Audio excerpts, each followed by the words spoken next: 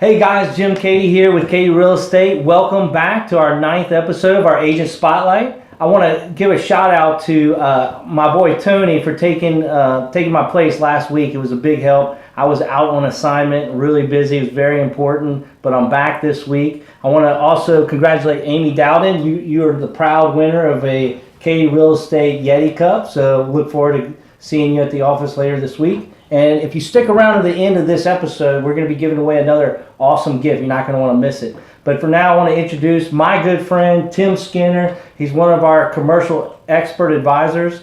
Tim, welcome. Thanks for being here. Thank you, Jim. Tim, your business, you started with us, what, 4 years ago? I think it's 5 or 6. 5 or 6, yeah. So, and your business has, tremendously gone up. So tell me what's going on out there. It's taken off from the very beginning. I started kind of part-time, I think, and then once I got my feet wet into the commercial aspect, I've got comfortable with it, and then I think at some point in time I made a commitment to do it full-time and started getting rid of some of my other little entrepreneur businesses that I had, and so now I'm committed to do this full-time. But Tim, I mean, you come from a pretty extensive background in banking, investing, and so I'm sure that plays a good part on, how you help your clients find the right properties or sell the properties as well. Yeah, I think that's what got me here. The banking background, the finance degree, CCIM. It's all about the investment side or the analyzing commercial real estate. It came to me fairly easily.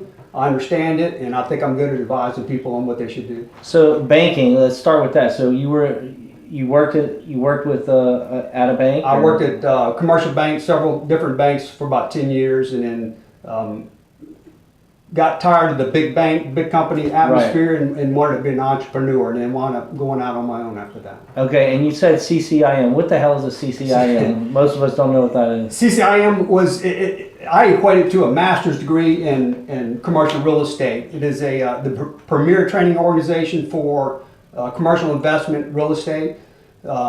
It's one of the premier organizations out there, very detailed training program, very vigorous testing program, and then you have to take a final test. I think the final test was probably 6-8 hours long. Wow. Very, very good program, learned a lot, and I think it helps me, with an edge on most people in the market. Right, and so tell me, what drove you to real estate? Was you got tired of the banking industry and you wanted to start helping some of your clients? After banking, I just wanted to be an entrepreneur. I've had several businesses, one that my wife still has.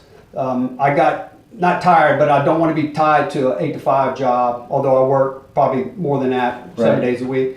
But I'm not tied to a desk, not tied to a job. I wanted something that I didn't have employees. I wanted something that I can have a broader schedule and do things when I want to do them, and also work for myself and not work for somebody else. And I think that's one of the most rewarding things about real estate is working for myself. You accomplish everything you do is an accomplishment. If you don't do anything, then you're not accomplishing anything. Right. Well, a lot of us experience that all the time. Yeah. So, but tell me a little bit about yourself, because I know you've got a lot of hobbies. One of your favorite things to do is fly, right? So yeah, I started out flying. I still enjoy flying. I don't fly as much as I used to. But it's one of those things that it's just hard to explain. Until you get in an airplane and fly it yourself, it's just very difficult to explain to anybody. Right. And are you still involved with the airport commission? I'm on the airport commission. I serve on the airport commission. The other thing we do on the flying side is more recreational now than commercial or flight instructing. We do a lot of camping. In the camping weekends in airplanes, we fly out to some community or to an airport or to somebody's backyard and camp out. And that's awesome. That's the fun part. Yeah, so you're going to take me on the next one, right? Yeah. You guys heard it right here. I'm going on the next trip. So tell me about what's going on with Lafayette. I mean, it seems to be a really interesting market commercially. It's like, we keep waiting to see all these properties come up for sale with great deals, but have you seen that? The Lafayette market, I would say, is amazing, whatever that means. But it's amazing, good or bad or both? Yeah, exactly. Yeah.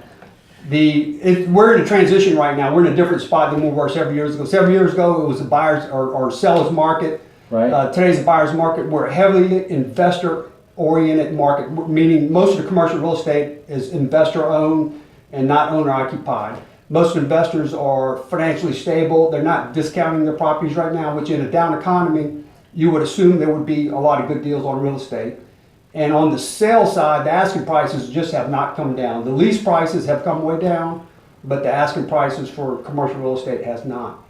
I calculated this morning 18 people that I'm looking for property for right now.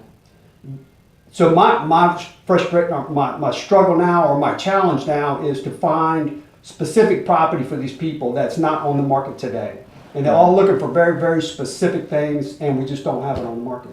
That's right. So, but what you're saying is like the lease prices, they are, the investors or the property owners are coming down on the lease prices, but not on the sale prices. That's exactly right. And what that signifies to me is that the investors are financially stable, and they're not looking to sell the property. They don't need to sell it. They just want to hold on to it and rent it at market rates.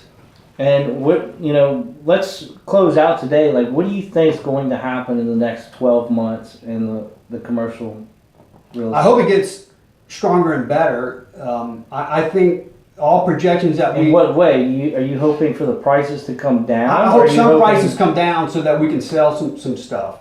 And there are some real estate that's been on the market a long time, and if somebody's going to want to sell it, they're going to have to come down on the price, or it's not going to sell. Right. Well, it's interesting too. I don't mean to cut you off, but we had talked about this earlier. The lease prices and the sales prices are not matching up. That's exactly right. So for an investor to go in and buy a building at a higher price and only get a certain amount of lease rate, you can't make the numbers work. The numbers do not work. I've looked at several projects, try to make them work, and they, on a return on investment, it does not work.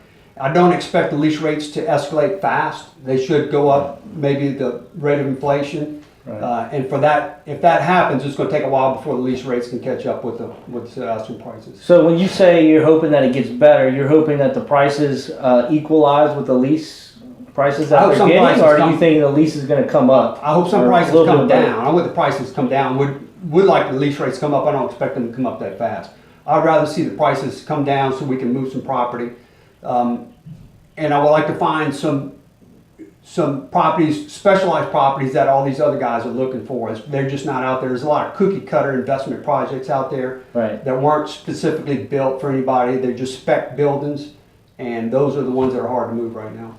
So are you thinking that we're going to get some more inventory coming on the market soon? Do you think there's going to be a breaking point?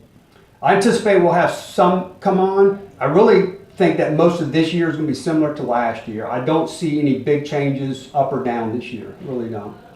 So, well, good deal. Anything else you want to leave us with? Like any projects that you're excited about that is happening here in Lafayette?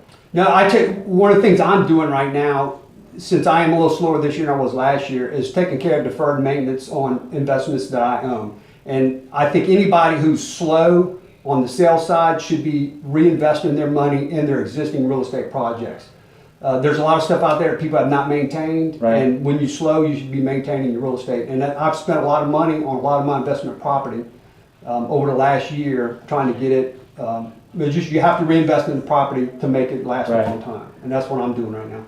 Awesome, man. Well, thank you for being here. Really appreciate it. You heard it right here from Tim Skinner. Before we go, we're going to be giving away a Nike hat, either white or black, Katie Real Estate. So either like us or comment on this post, and you enter to win one of these. And look forward to seeing you next time. Thanks for tuning in.